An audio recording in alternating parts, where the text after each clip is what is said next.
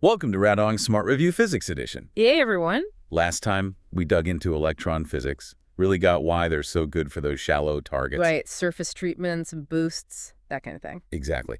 But today, we're shifting gears quite a bit. We're stepping up to the heavyweights in charged particle therapy, protons. Ah, yes, the protons. They have this, completely unique way they deposit dose in tissue.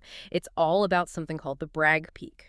And that's not just, physics curiosity, is it? It has real clinical implications. Huge implications. It potentially lets us put the dose right where we want it at depth and then have it just stop, which is amazing for sparing normal tissues beyond the target. Critically important. Okay, so that's our mission for this deep dive then. Let's unpack the physics behind proton therapy. Yeah. We need to get into those fundamental interactions, see how they lead to the Bragg peak, and then understand its clinical adaptation, the spread-out Bragg peak. Definitely. And we'll cover how we actually make and deliver these beams, the different technologies. Plus, we absolutely have to tackle the big challenge. Range uncertainty. I hear that's a major headache. It's arguably the biggest one, yeah. We'll get into why and how we manage it. And then tie it all back to planning. Right. What you, as residents, need to know for boards and for treating patients safely. This is really core stuff for understanding why we use protons and how we do it. Absolutely. So, where do we start? The basics. What is a proton, fundamentally? Okay, yeah, let's do that. Back to Physics 101. Protons live in the nucleus of an atom, right? And compared to electrons, they're massive. Yeah, really heavy. The mass is around 938 mega electron volts. Compare that to an electron, it's roughly, 1,800 times heavier? 1,800 times. And they carry a positive charge, of course. Right, and because they have charge, like electrons, they're directly ionizing. Meaning they mess with atoms directly as they pass through tissue? Exactly. They don't need a middleman like photons do. They interact directly with the electrons and, to some extent, the nuclei of the atoms they encounter. They knock electrons out, they excite atoms. That's how they lose energy and deposit dose. So the main way they interact is through Coulomb forces, that electrostatic push and pull. That's the dominant mechanism, yeah. The positive proton interacts with the negative atomic electrons in the tissue. It's like a continuous drag as it passes by millions of atoms. These interactions cause ionization, kicking an electron totally out of an atom, and excitation, just bumping an electron to a higher energy level. And all these little interactions add up, causing the proton to slow down and lose energy. Precisely. And this energy loss process is tied directly to a concept called linear energy transfer, or LET. LET, right. Yeah. That's the energy dropped off per unit distance the particle travels. You got it. Energy deposited per unit path length. And for heavy charged particles like protons, there's this crucial physics relationship you have to remember. LET is proportional to 1 divided by the particle's velocity squared. Okay, wait. LET, proportional to 1 over velocity squared. So velocity is in the denominator. Yep. Which means as the proton slows down, its velocity decreases. Its LET goes up dramatically. So the slower it gets, the more energy it dumps per millimeter, or whatever unit you're using. Exactly. It becomes much more efficient at depositing energy just as it's about to stop. And that specific relationship, LET being inversely proportional to velocity squared, is the absolute key physics principle behind the unique dose profile of protons, the Bragg peak. That's the engine driving the whole thing. Okay, so let's talk about that peak, the pristine Bragg peak first. Okay, picture this. You shoot a beam of protons into tissue, and all the protons in that beam start with the exact same energy, a monoenergetic beam. One energy. As they enter the tissue, they're moving fast, high velocity. So based on our rule, their LET is relatively low. Low energy deposition near the surface. Right. You get a fairly low flat dose region as they travel inwards, the entrance plateau. But they're constantly interacting, slowing down. Exactly. As they penetrate deeper, they lose energy, velocity drops, and so their LET starts to climb. It climbs faster and faster as they get slower and slower. Until just before they run out of steam and stop completely, that LET spikes massively. They dump the vast majority of their remaining energy in a very short distance. This creates that sharp, intense peak in dose deposition right near the end of their path. That is the pristine Bragg peak. Wow. Okay. And then what happens right after that peak? This is the magic part, clinically speaking. Beyond the peak, the dose falls off incredibly quickly, essentially drops to zero almost instantly. Because the protons have stopped. No more energy to deposit. Precisely. They're done. This super sharp dose fall-off just beyond the peak that a distal fall-off is the primary physical advantage protons have over photons. Because photons just keep going. Yeah. Right. Dose trails off exponentially. Exactly. Photons attenuate, but they don't just stop. Protons do. So with protons, you can potentially deliver a really high dose to a specific depth and then nothing. Minimal exit dose. This allows for amazing sparing of normal tissues located just distal to your target. Okay, that distal sparing sounds incredible, but you called it the pristine Bragg peak. That sounds like there's a catch. There is that beautiful, sharp, pristine peak from a monoenergetic beam. It's incredibly narrow in depth. We're talking typically just a few millimeters wide. Millimeters. But our tumors, they're usually centimeters thick, right? Exactly. A prostate, a brain tumor, a lung tumor, they all have significant thickness. A single pristine Bragg peak is just way too narrow to cover the entire depth of a typical clinical target volume. So you can't just use one energy. You'd only treat a tiny slice of the tumor. Right. You'd miss most of it. So we need a way to broaden that high-dose region to cover the whole tumor depth. And that's where the spread-out Bragg peak, or SOBP, comes in. Spread out Bragg peak. Okay, How do you make that? It's actually quite clever. Instead of using protons of just one energy, you combine protons of multiple different enaural energies, and you weight their intensities carefully. Different energies mean different ranges, right? Higher energy goes deeper. Exactly. So each different energy beam creates its own pristine Bragg peak at a different depth in the tissue. You select a whole set of energies, from one that just reaches the proximal edge of your target to one that reaches the distal edge. And you deliver them all together. Essentially, yes. You deliver these beams with carefully chosen energies and relative intensities, weights, so that their individual Bragg peaks overlap and add up. Ah, so you're like stacking these narrow peaks side by side in depth. That's a great way to visualize it. You're building a wider high-dose region by summing up lots of differently positioned narrow peaks, like Lego bricks, maybe. Okay, stacking Lego bricks of dose. And the goal is to make the top of that stack, the total dose, relatively flat and uniform across the entire depth of the tumor. Precisely. From the tumor's proximal edge, closest to the beam entrance, all the way to its distal edge furthest away. You want uniform coverage. But critically, Yeah. you still want that sharp fall off at the very end. Right. Absolutely critical. The whole point of the SOBP is to achieve that necessary depth coverage while maintaining the sharp distal dose fall-off at the very end of the combined dose profile. You preserve that fundamental distal sparing capability. That's the genius of it. Okay, that makes sense. You need the SOBP to treat real tumors. Mm-hmm. So how do we actually generate these proton beams with all their different energies and shape them to the patient? What's the hardware involved? Right, the technology. First, you need to get the protons up to speed. Very high energies are needed to penetrate deep into the body. This is done using large particle accelerators. The two main types you'll hear about are cyclotrons and synchrotrons. Cyclotrons and synchrotrons. And they get the protons up to, what, therapeutic energy ranges? Yeah, typically somewhere between, say, 70 mega electron volts, that's MeV for very shallow things like eye treatments, up to maybe 230, even 250 MeV for treating deep targets in the pelvis or abdomen. Okay, so the accelerator gives you a high energy beam. Then how do you create the SOBP and shape it? You said there are two main ways. That's right. Two main clinical delivery methods. The older, more established technique is called passive scattering, or PS. Passive scattering, okay. How does that work? With PS, the accelerator usually produces a beam with a single high energy enough to reach the deepest part of your target. Then you use physical mechanical components placed in the beam's path to modify it. Physical components? Like what? Well, to create the SOBP to get that spread of energies, the beam first passes through something called a range modulator wheel. A wheel? Yeah, it's literally a wheel, often made of plastic or other materials, with varying thicknesses cut into it. It rotates through the beam. As different parts of the wheel pass through the beam, they introduce different amounts of material, which slows down the protons by different amounts. Ah, so by spinning this variable thickness wheel, you're effectively generating protons with a whole spectrum of lower energies from that initial high-energy beam. Exactly, and each of those lower energies corresponds to a different range, a different depth for its Bragg peak. By designing the shape of the wheel and controlling its rotation speed, you create all the energy components you need, which then sum up to form the desired SOBP profile in depth. Clever. Okay, so the wheel handles the depth modulation, the SOBP. How do you get the beam wide enough laterally and shape it to the tumor's outline? Good questions. After the range modulator wheel, the beam usually passes through scattering foils, typically two thin metal foils. Like in electron therapy, to spread the beam out. Same principle, yeah. The foils cause the protons to scatter through small angles, spreading the initially narrow beam out sideways to cover the width of the treatment field. Okay, so now you have a wide beam with the right depth modulation, but you need to shape it precisely to the tumor's outline from that beam's eye view. Right. And for that, in passive scattering, you need patient-specific hardware.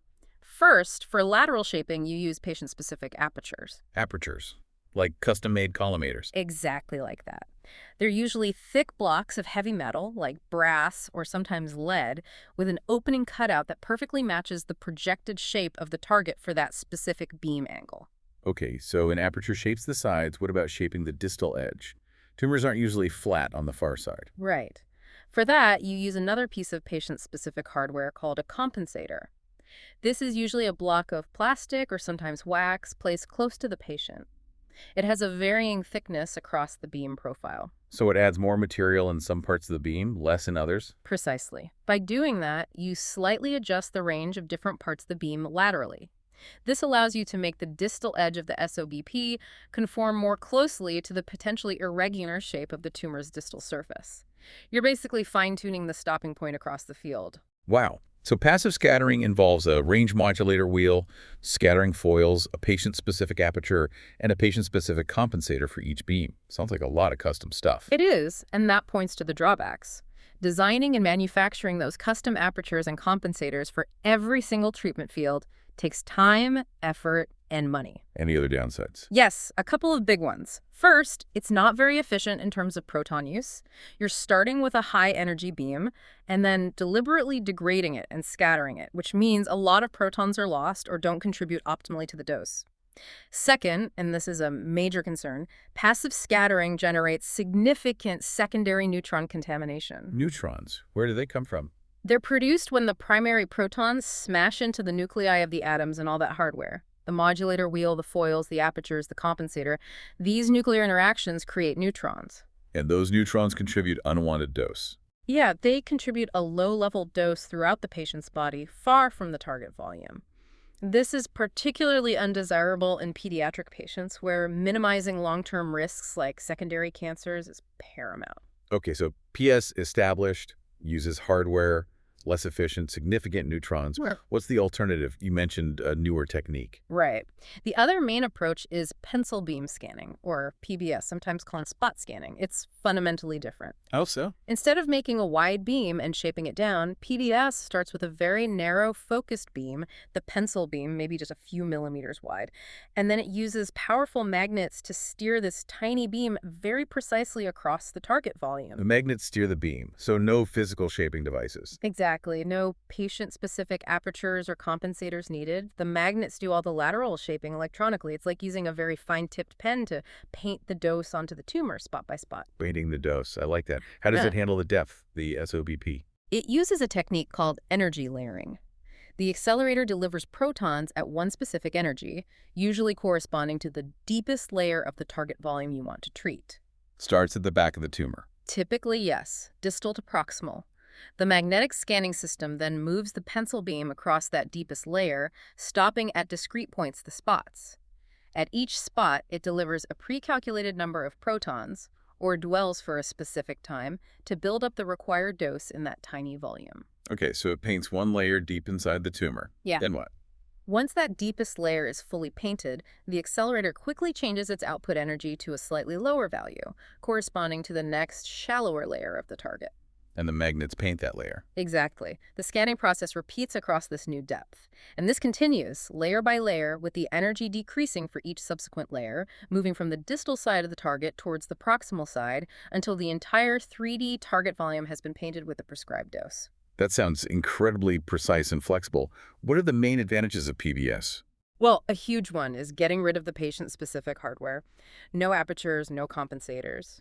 That streamlines the workflow, saves time and resources. Makes sense. It also allows for much more conformal dose distributions because you can control the dose delivered to every single spot. You can do intensity modulation, similar to IMRT with photons. We call it IMPT, intensity modulated proton therapy. You can really sculpt the dose. Okay, better conformity, no hardware. Right. What about the neutrons? That's another major advantage because the primary proton beam in PBS passes through far less material in the beam line compared to PF. Basically, just vacuum windows and maybe a monitor chamber. It produces much, much lower secondary neutron contamination. That's a big win, especially for kids. A huge win. So PBS offers high conformality, no patient hardware, and significantly reduced neutron dose. Sounds almost perfect. Yeah. What are the downsides or challenges with pencil beam scanning? The main Achilles heel of PBS is its sensitivity to target motion during delivery. Motion. Why is that a bigger problem for PBS? Think about how it delivers the dose. Spot by spot, layer by layer, sequentially over time.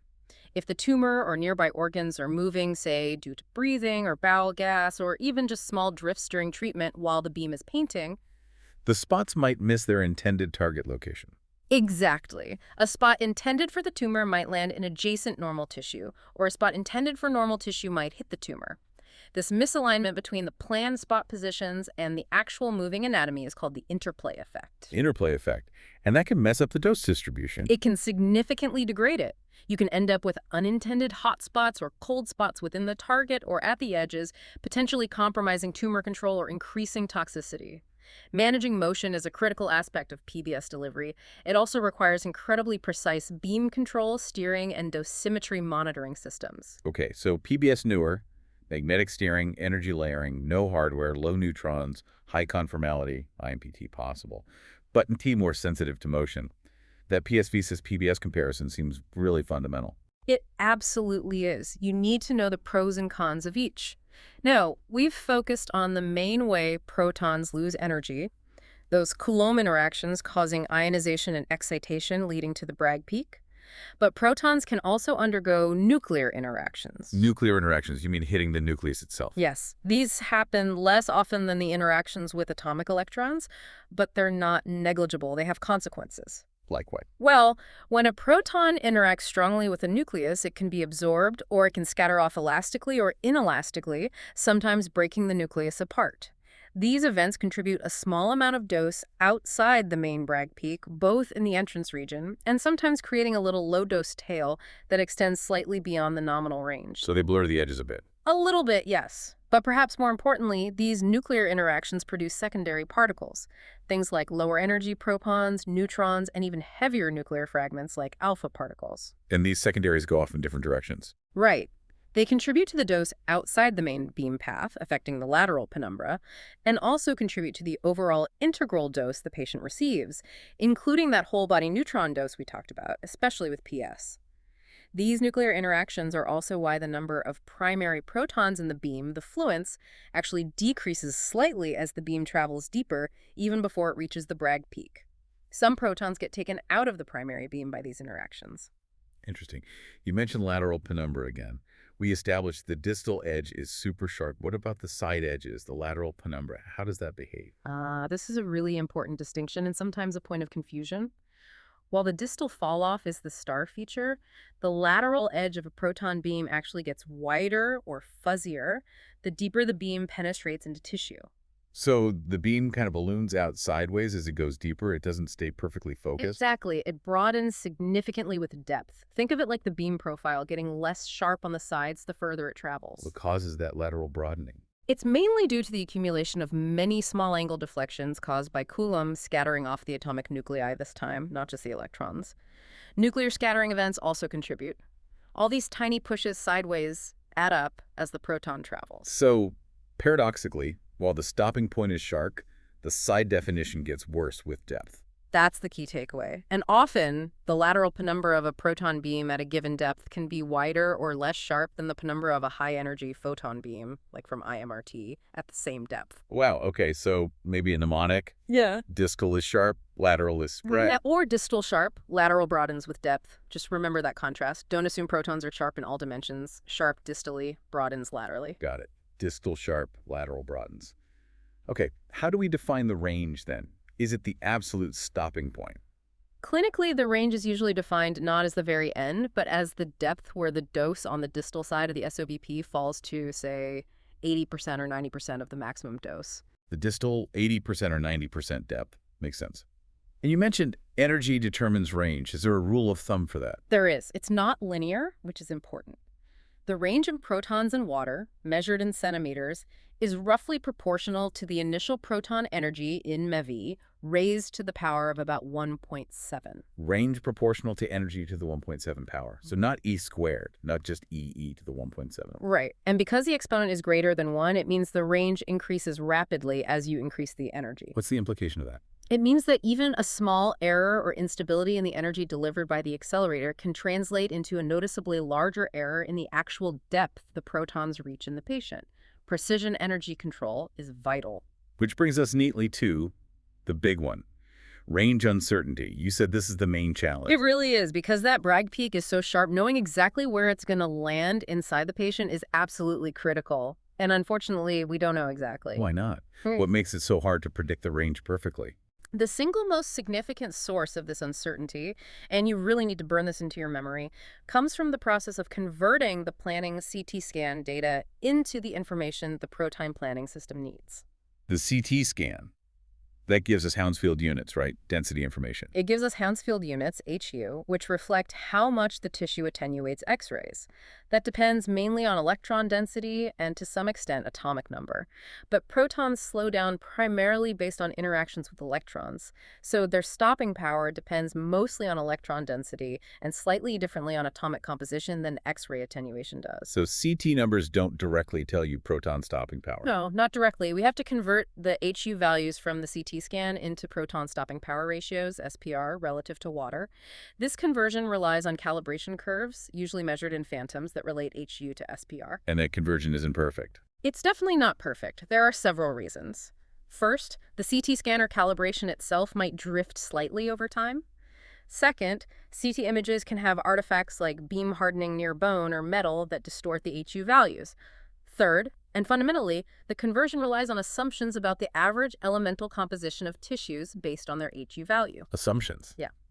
The planning system basically says, okay, this voxel has an HU of X, which typically corresponds to muscle.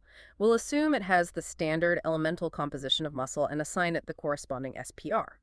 But your specific patient's muscle or bone or fat might have a slightly different composition or density than that average value used in the calibration. So the map of proton stopping power we create from the CT scan is inherently an approximation of reality. Exactly. It's our best estimate, but it has built-in uncertainty right from the start, stemming from that fundamental CTHU to proton SPR conversion. This is the dominant source of range uncertainty. Okay, the CT to SPR conversion is the biggest culprit.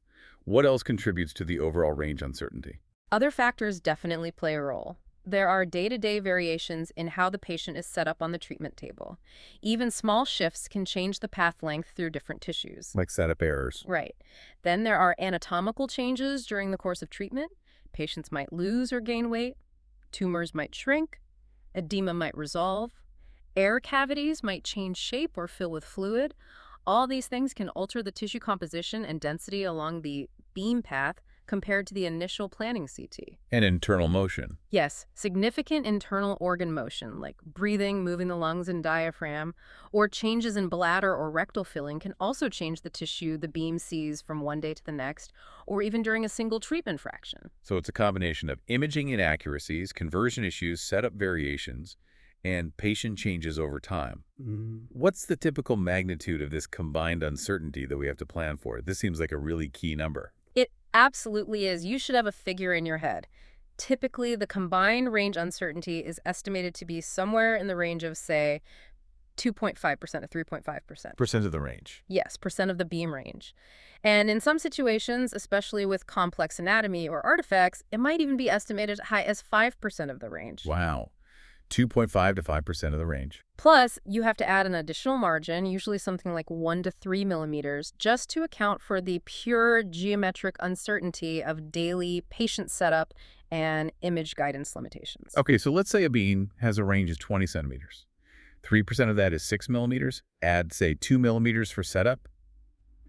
You're looking at maybe 8 millimeters of uncertainty in where that peak actually lands. That's exactly the kind of calculation you need to be thinking about. And yes, for deep targets, the absolute uncertainty can easily be several millimeters, potentially close to a centimeter in challenging cases. And given that cliff edge dose fall off, what happens clinically if you're off by, say, 5 millimeters? This is why it's the biggest challenge. The consequences can be severe. Let's take the two scenarios. Scenario 1.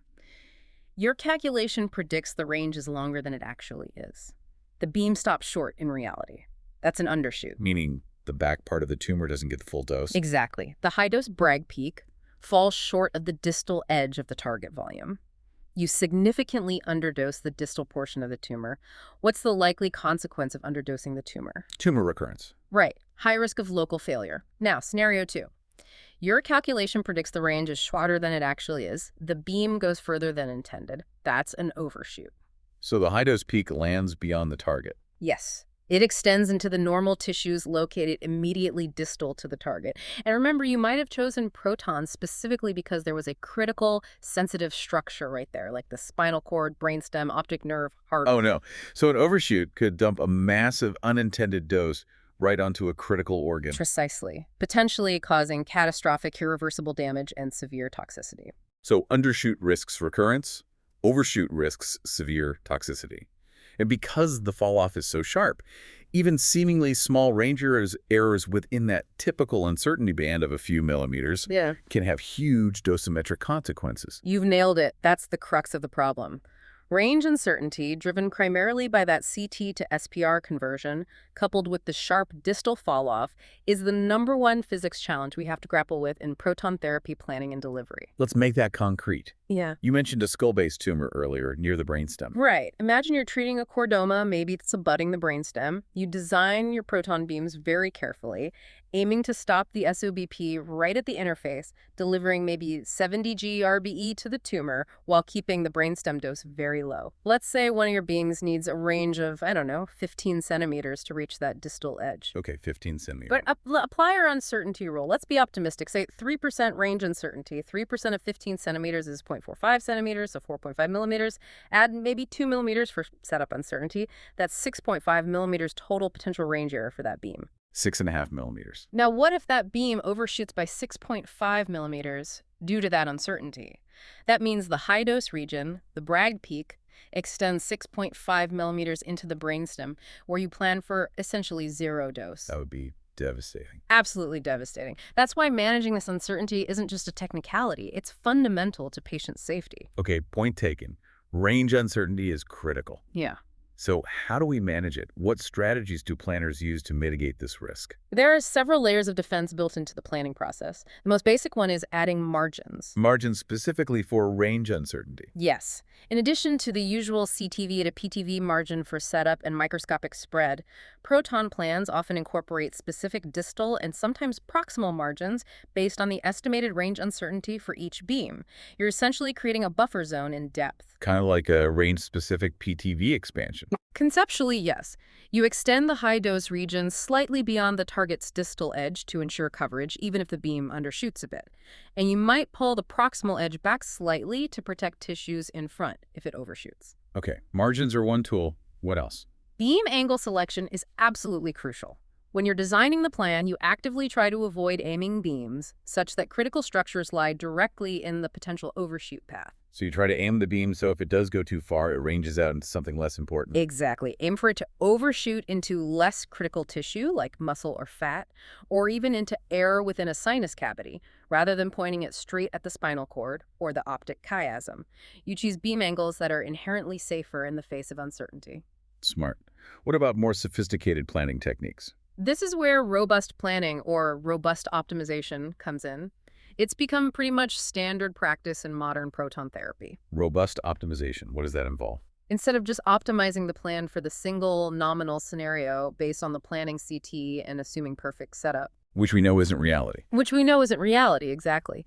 Robust optimization explicitly forces the planning system to evaluate the dose distribution under a whole range of potential error scenarios during the optimization process itself. So it simulates things going wrong. Yes. It might simulate, say, the patient being shifted 3 millimeters left, right, up, down, in, out. And crucially, it simulates the range uncertainty, for example, calculating the dose if the SPR values are systematically overestimated by 3%, and also if they're underestimated by 3%. It calculates the dose for all those what-if scenarios. It does. And the goal of the optimizer isn't just to make the dose look perfect in the nominal plan, but to find a plan that meets the clinical goals, covers the target, spares the organs across all, or at least most, of those simulated error scenarios. So the resulting plan might not look quite as pretty or conformal on the nominal calculation. But it's designed to be resilient. It's robust against the expected range of setup errors and range uncertainties.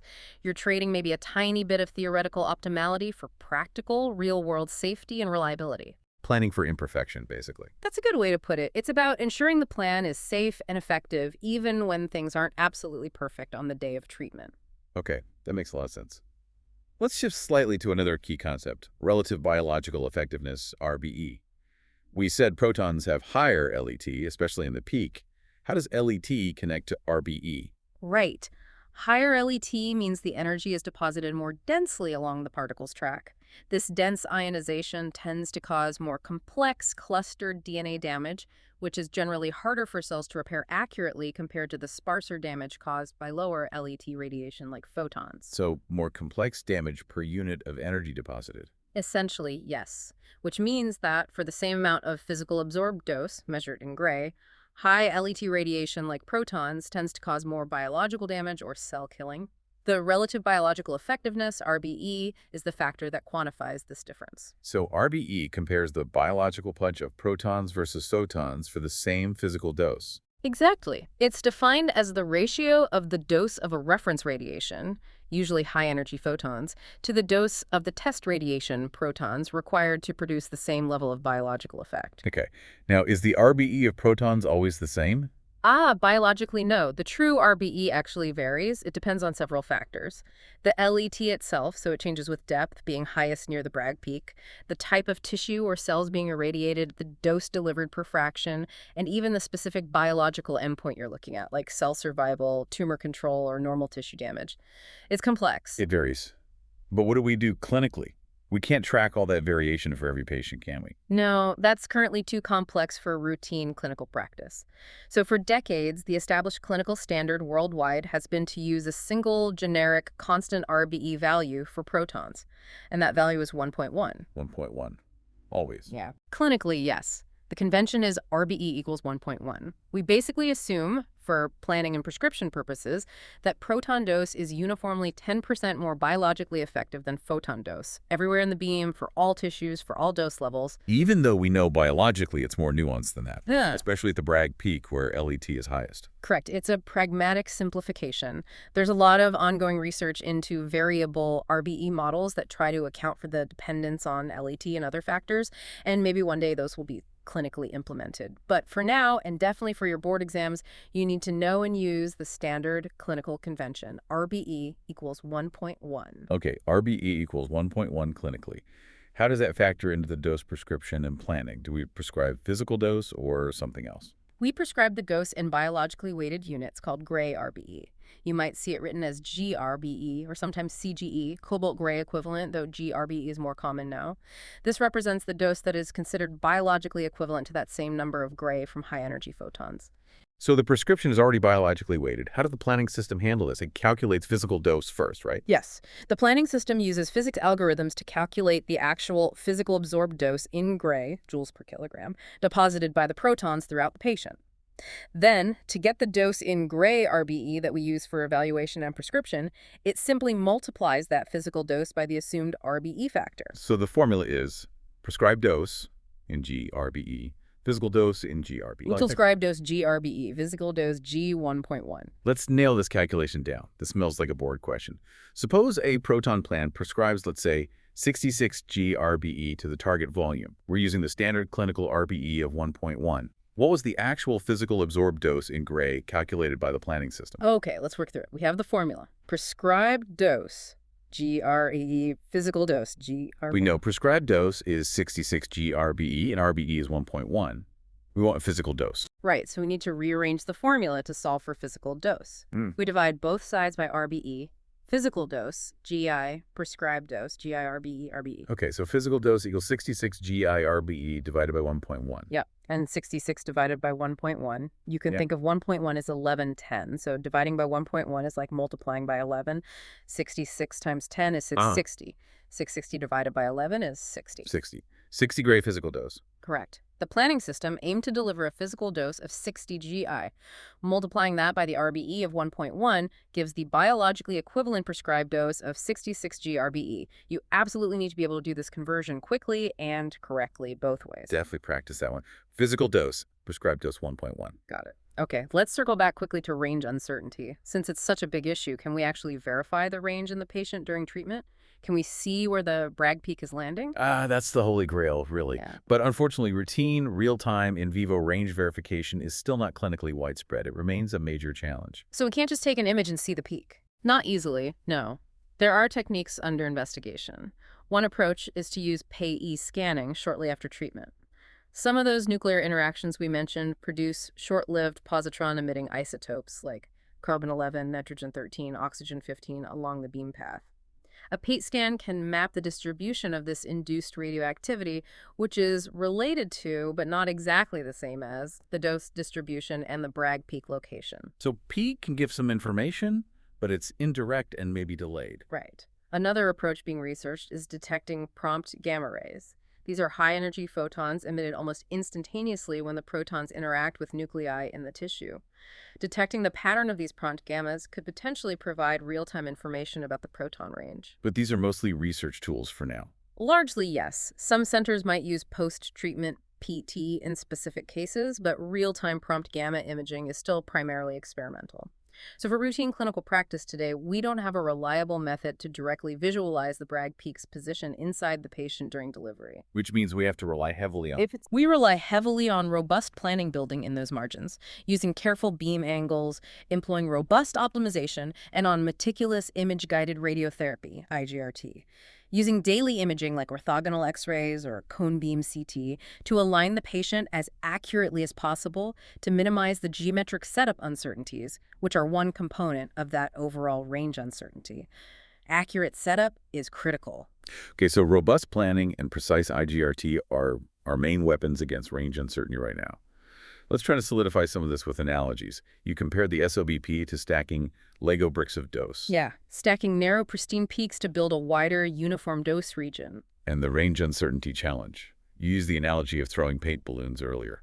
Right. You're aiming the balloon, proton beam, at a wall target, but you're not perfectly sure how hard you threw it or how much air resistance there is, tissue, stopping power, uncertainty. So you don't know exactly where it will burst, Bragg peak. If it bursts short, it undershoots, misses the back of the wall tumor. If it bursts long, it overshoots, splatters paint on the priceless vase, critical organ, you placed right behind the wall. And robust planning is like maybe aiming slightly higher on the wall and choosing an angle, so if it does overshoot, it hits the ceiling, less critical tissue instead of the vase, and maybe using a slightly less splattery paint, less conformal plan that still covers the wall even if your aim is a bit off. That works.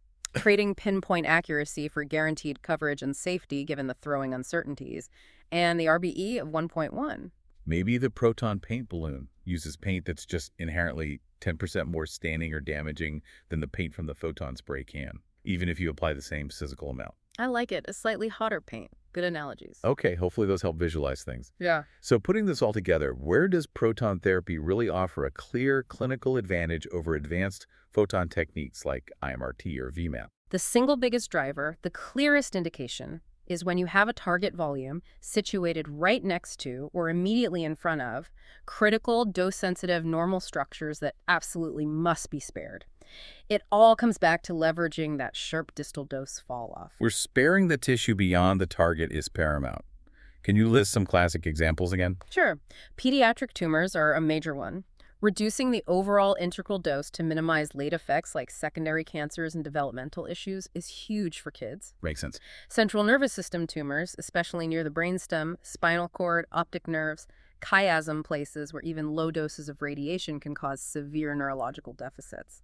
Skull-based tumors, because that anatomy is so complex and crowded with critical structures. Right. Certain head and neck cancers where sparing the spinal cord, brainstem, or salivary glands is crucial. Left-sided breast cancer, particularly when irradiating the internal mammary nodes, where protons can dramatically reduce dose to the heart and the LAD coronary artery compared to photons. Reducing cardiac risk. Exactly. And potentially some gastrointestinal cases like pancreatic cancer, where sparing adjacent bowel, kidney, or liver is extremely challenging with photons. The common theme is always critical organs located directly distal to the target volume. Okay, so distal sparing is the key. But it's not always the best choice, you said. Mhm. What are the trade-offs again? When might photons be just as good, or maybe even better? Right, it's not a magic bullet. You gain that fantastic distal sparing, but you often have a wider lateral penumbra compared to highly modulated photons, especially at depth. The planning is more complex due to the need to manage range uncertainty rigorously. Access and cost are issues too, right? Big issues.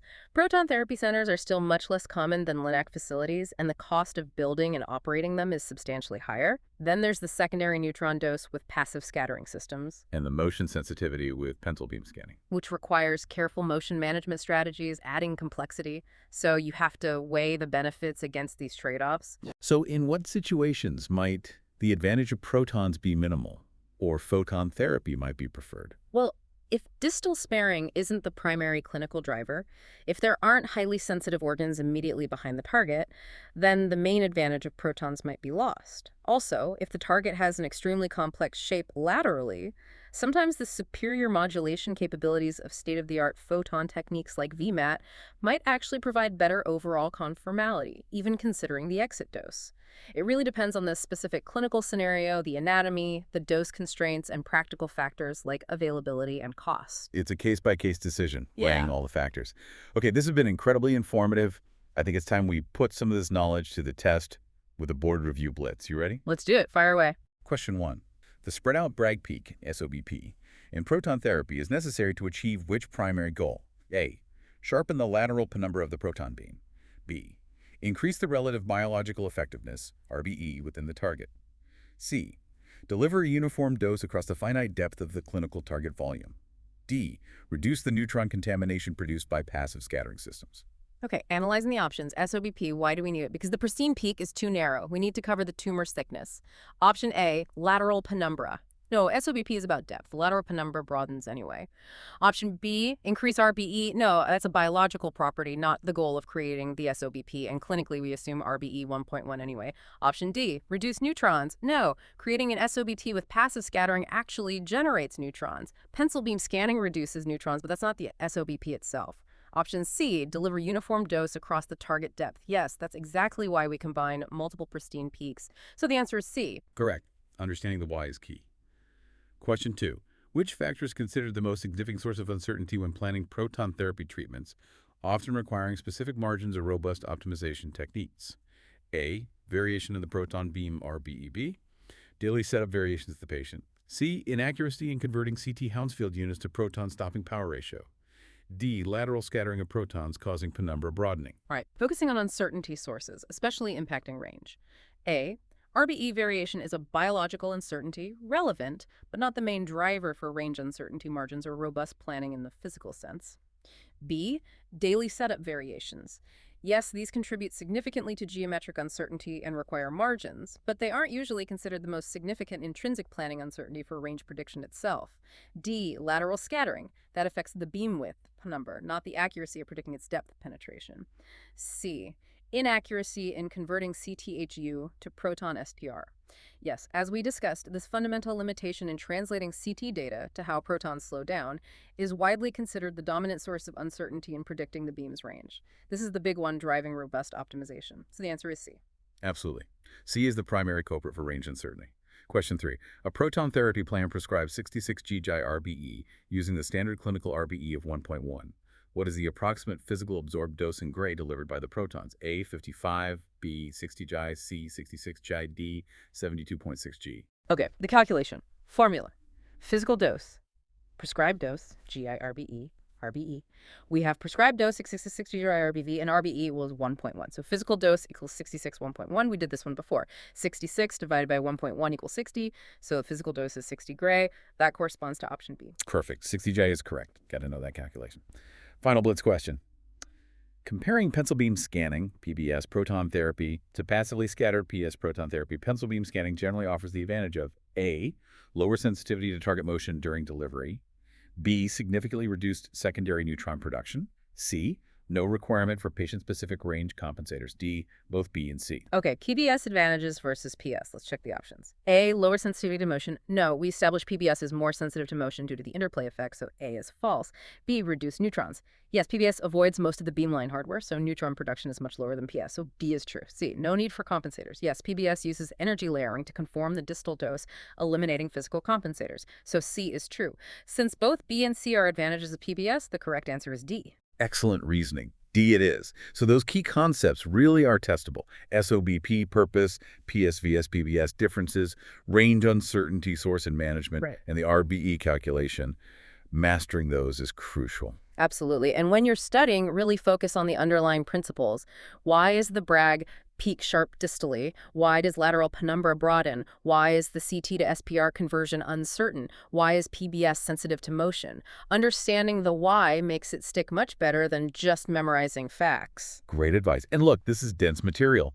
It's okay if your brain feels a bit full right now. Actually, that reminds me of a joke, especially for those deep in physics board prep. What do you call a radiation oncology physicist who can perfectly recall every single proton-nuclear interaction cross-section and the exact RBE value for hamster cells irradiated at 2 GeV per fraction, 2 years after passing their physics boards? Let me guess. Overqualified. Unemployed. Because nobody needs that level of detail day to day. The important stuff, the clinically relevant concepts, that's what we covered. Huh. That's probably true. You need to retain the core principles that ensure patient safety and effective treatment planning, not every obscure constant. Exactly.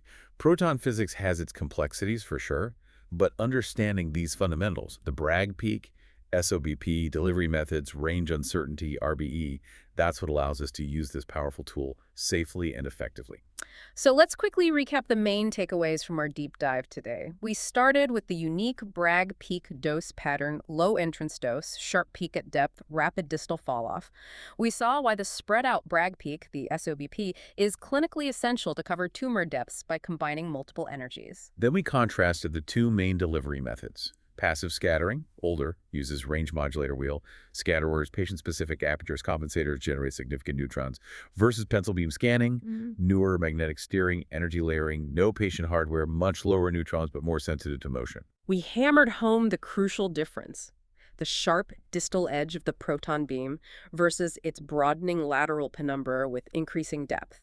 And we spent significant time on the major challenge: range uncertainty. Right. Remember the typical magnitude, 2.5% to maybe 5% of the range, plus 1 to 3 millimeter setup error and its primary source. That unavoidable inaccuracy in converting CT Hounsfield units to proton stopping power ratios. We talked about management via margins, beam angle selection, and robust planning. We also covered the standard clinical convention of using a constant RBE of 1.1 and how to use that to convert between physical dose, gray, and prescribed dose, gray RBE. Right. Remember, physical dose, prescribed dose, 1.1. And finally, we circle back to the clinical rationale. The primary advantage of protons lies in sparing critical structures located immediately distal to the target, while acknowledging the trade-offs like lateral penumbra, cost, access, and system-specific issues like neutrons, PS, or motion sensitivity, PBS. So the next time you encounter a proton plan, think about these underlying physics principles. Is it PS or PBS? How was the SOBP created?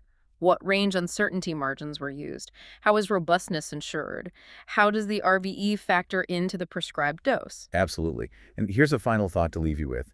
Given that range uncertainty, primarily from the CT to SPR conversion, remains the biggest hurdle limiting our ability to fully exploit that sharp distal falloff, especially near critical structures. Yeah. What future breakthroughs do you think are most needed?